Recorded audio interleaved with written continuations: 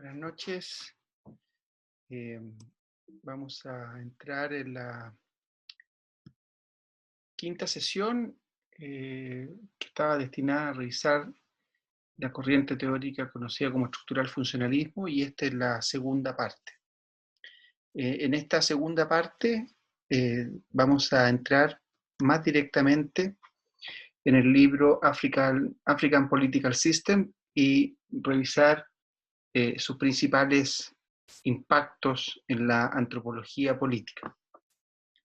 Si en la primera parte, en la cápsula anterior, pudimos acercarnos a las dinámicas de la antropología británica de las primeras décadas del siglo XX y vimos cómo dos de sus elementos más fundamentales, el estructural funcionalismo por un lado y la experiencia africana por el otro, cristalizaron en este libro y con ello dieron nacimiento formal y moderno a la antropología política. En esta sesión vamos a revisar de modo general los aportes que implicó para el análisis de lo político la publicación de African Political Systems. Como ya habíamos señalado, se trata de un libro que reunió a toda una generación de antropólogos abocados al estudio y clasificación de los sistemas políticos de las sociedades nativas coloniales, particularmente las africanas. Y entre estos principales antropólogos políticos están, por supuesto, Evans Pritchard, Meyer Fortes y Max Gluckman. Salvo Audrey Richards, mujer, todos los demás son hombres. Y aunque no todos nacieron en Inglaterra, todos eran ciudadanos británicos y desarrollaron su trabajo en los años 30 del siglo XX, en plena época colonial. Como dijimos, la introducción fue escrita por Fortes y Evans Pritchard. Y allí, en la introducción, como primer objetivo y muy en la línea de su maestro Radcliffe Brown, pretenden establecer y delimitar las fronteras de la antropología política como un campo propio y separado de otras ciencias como la filosofía o ciencia política. Los autores señalan como aporte de la antropología al estudio de lo político tres aspectos. El primero, el trabajo de campo etnográfico. El segundo, el hecho de tener una perspectiva inductiva. Y el tercero, muy propio de la antropología, el método comparativo. En segundo lugar, el texto es un ejemplo claro del interés por la clasificación y el estudio de las funciones de las instituciones políticas de las sociedades coloniales africanas. El interés de la política colonial británica de mantener el gobierno indirecto motivó un sinnúmero de estudios, taxonomías y clasificaciones de aquellos sistemas políticos coloniales, cuestión que va a dominar las 2 décadas posteriores. Por último, y tal como lo señalamos en la cápsula anterior, la corriente teórica del estructural funcionalismo se instalará a partir de la publicación del African Political System, se instalará definitivamente como modelo de análisis sincrónico de las sociedades, concebidas orgánicamente como entes aislados y relacionados funcionalmente para mantener el mantenimiento del equilibrio y del orden social. Siguiendo una línea instalada por los evolucionistas, como recordarán, evolucionistas tales como Morgan y Main, Fortes y Evans Pritchard siguen un esquema centrado en, por un lado, el estudio del papel que desempeñan el parentesco y el territorio en la organización política, en la densidad y distribución de la población y en el modo de subsistencia. Y por el otro, en el papel desempeñado por el uso de la fuerza y la religión en el mantenimiento del orden social y político. Entre paréntesis, no olvidemos esta influencia clara de Radcliffe Brown.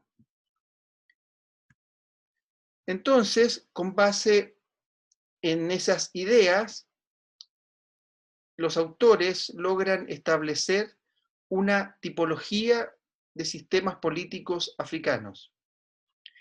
En este sentido, los autores van a distinguir dos tipos de sistemas políticos africanos. El primero es un sistema con autoridad centralizada e instituciones jurídicas y administrativas, es decir, estados primitivos o tempranos, y donde la organización administrativa rige las relaciones sociales de los grupos y es la base de la estructura social. Los casos estudiados en el libro son el caso de los Zulu, esto no sé cómo se pronunciará, en Guato, algo así, los Bemba, los Banyankole y los Kede. Y luego, en la tipología, establecen, y este es el principal aporte, sistemas sin autoridad e instituciones, es decir, sociedades sin Estado o acéfalas, donde la toma de decisiones se organiza en grupos de familias y en grupos corporativos de descendencia unilineal. En esta tipología, los casos estudiados son los Logoli, los Nuer y los Tayensi, o también, como se pronuncia, Talensi. ¿Ya? Se pronuncia de las dos maneras. Los Nuer, como saben, fueron estudiados por Evans Pritchard y los Talensi por Fortes. De allí que estos dos antropólogos, como señalamos la vez pasada, se hayan vuelto los principales teóricos de los sistemas de poder en sociedades con poder descentralizado. El principal objetivo de esta distinción era demostrar cómo los diversos grupos mantienen un equilibrio de fuerza que tiene como resultado una estructura social estable a través de la religión, los rituales y los intercambios económicos.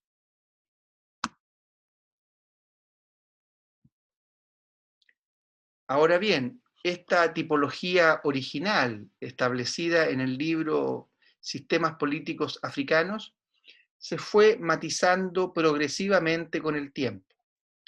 Por ejemplo, Aidan Southall, en Allure Society, un libro de 1953, cuestionó la premisa de que los sistemas segmentarios, es decir, aquellos en los que la autoridad se halla dispersa en manos de varios grupos, no fueran siempre centralizadas.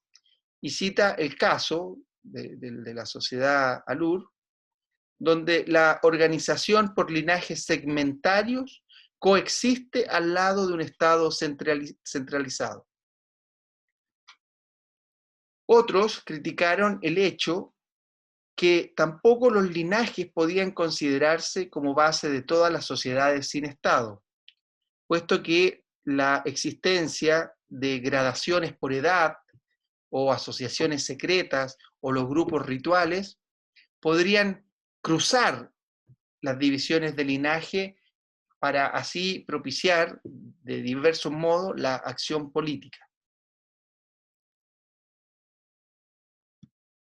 Bueno, pero volviendo al contenido del libro, y como ya señalamos, y siguiendo una línea iniciada en el siglo XIX, en el libro Sistemas Políticos Africanos, y en general en toda esa primera antropología política que nace y brota en 1940, el parentesco se vuelve un tema fundamental.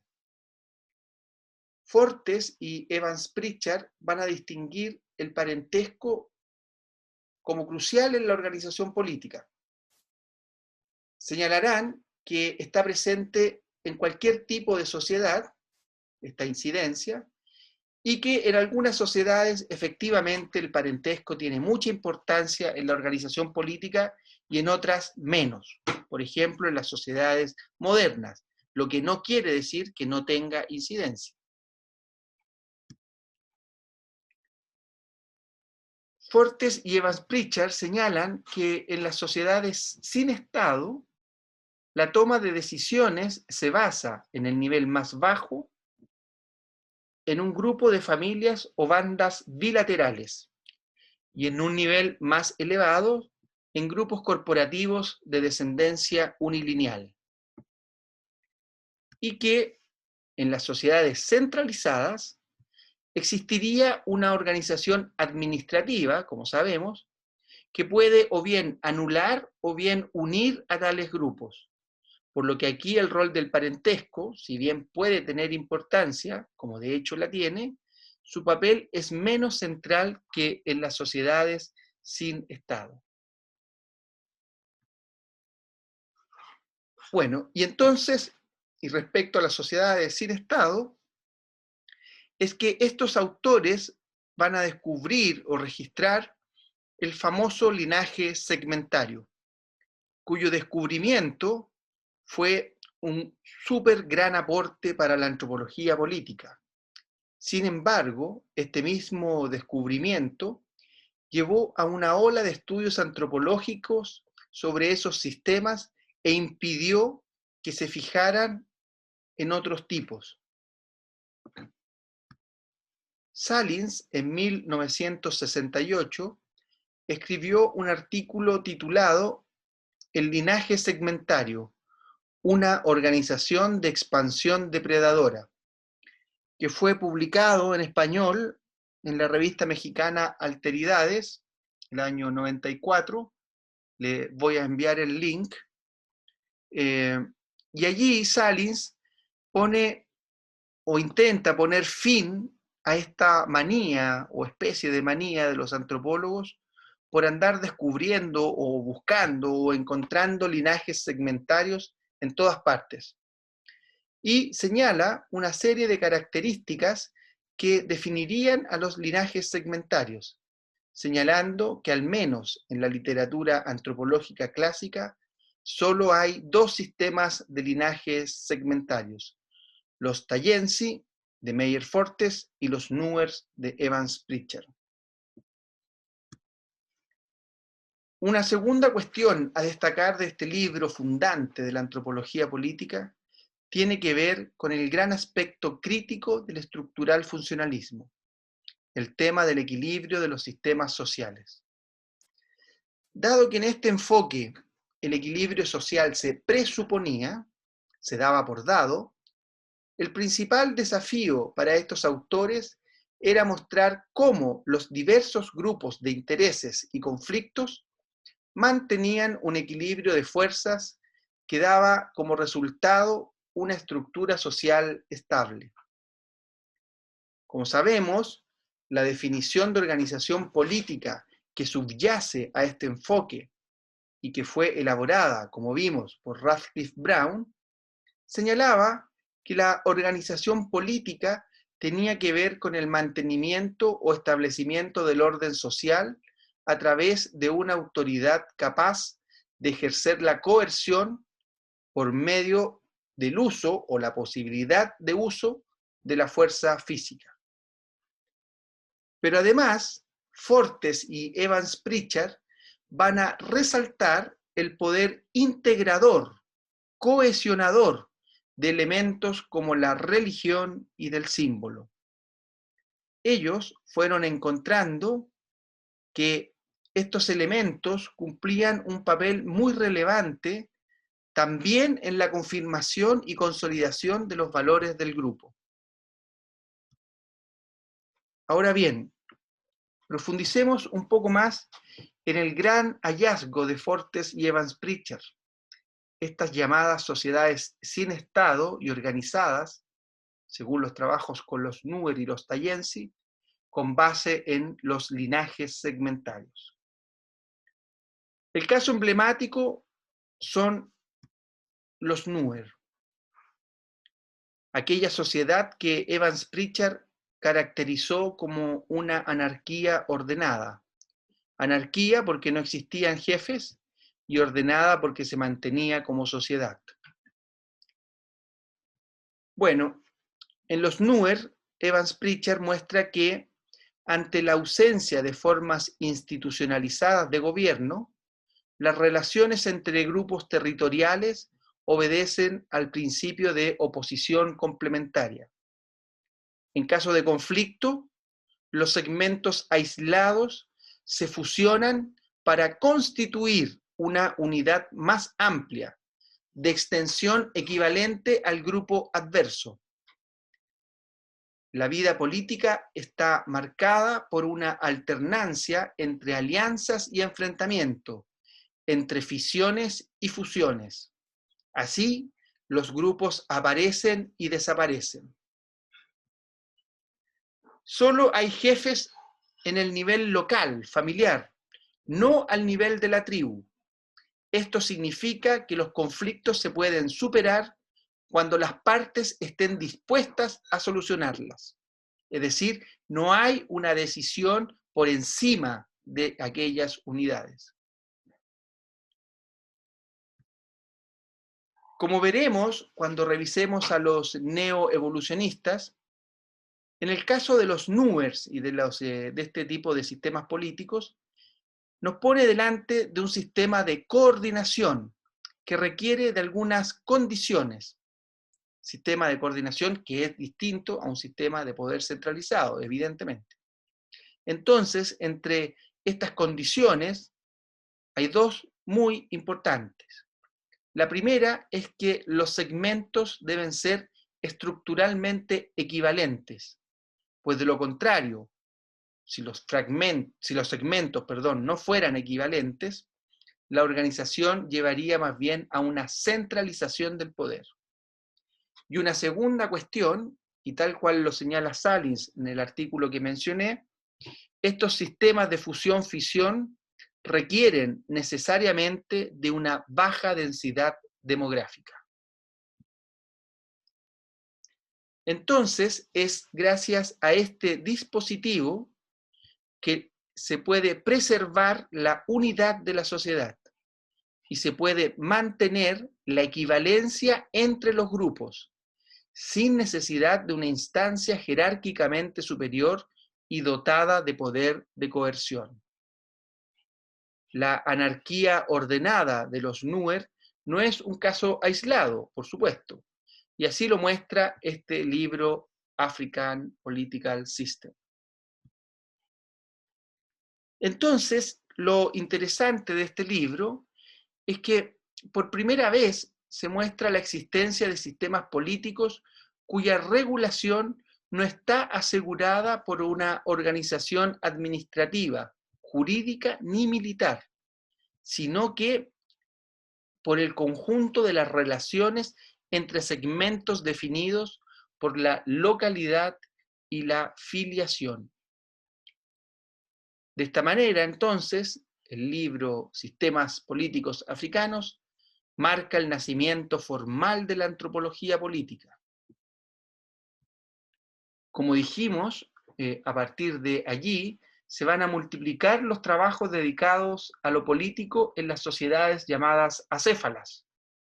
Progresivamente se fue imponiendo un punto de vista nuevo que quiso superar las apariencias institucionales para poner de relieve lo político, concebido entonces como un subsistema en el seno del sistema social global, con el mismo título que el parentesco o la religión. Por otro lado, es importante resaltar que en este enfoque del estructural funcionalismo, lo político es lo que asegura la indispensable unidad de la estructura social. Si esta función integradora de lo político es manifiesta en las sociedades estatales, en las que los aparatos administrativos garantizan la cohesión y el orden, no deja de estar presente en las organizaciones segmentarias, donde el equilibrio se mantiene gracias a las relaciones de oposición complementaria.